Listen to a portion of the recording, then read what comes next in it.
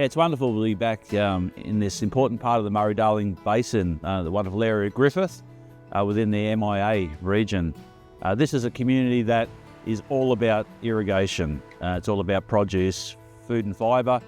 So the Murray-Darling Basin Plan, water policy, water management is critical to the survivability and the functionality of this community.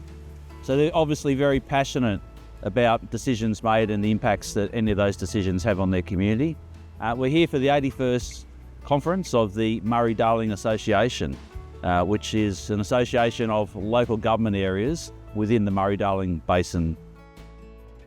This is an opportunity for all those local governments to come together on an annual basis, hear from people who are actively involved in the management, policy setting, oversight, regulation of all things Murray-Darling Basin and water management, and an opportunity for those people to then hear the concerns from the ground, from local government, who represent really diverse communities and those who are passionate about seeing good outcomes from the Murray-Darling Basin Plan.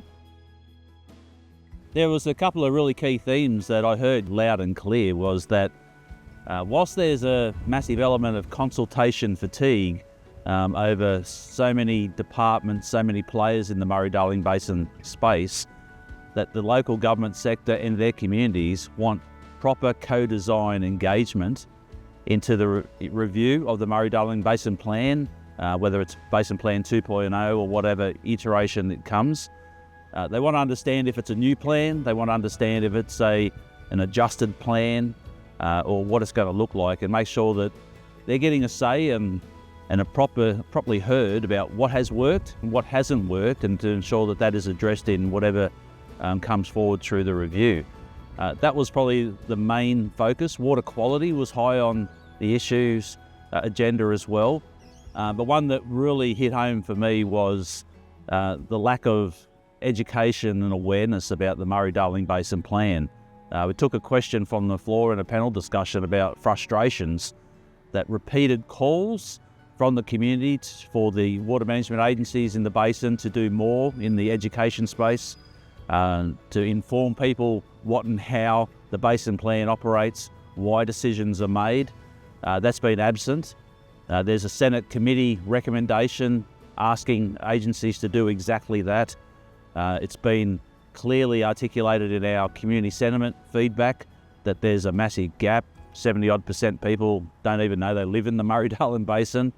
And probably more concerning is that I think it's around 27% of water licence holders who operate in some pretty tough and tight rules, regulation and compliance obligations. They don't know they operate in the Murray-Darling Basin. There's absolutely some cultural issues within decision making. And when it comes to water management, I think that risk aversion is very, very high. People are fearful of making a decision, so they don't make a decision or they avoid it. And if they are forced into a position where a decision needs to be made, they're shifting risk to somebody else or another agency. And the lack of role clarity contributes to that, which is a real governance issue that we need to focus on and help correct. So the community said loud and clear, they want people to be taking risks, making decisions. They will be criticised less for making a wrong decision than making no decision or taking no action. And I think that's a lesson that needs to be learned out of this association conference, and in general that's a sentiment I'm hearing right across the basin.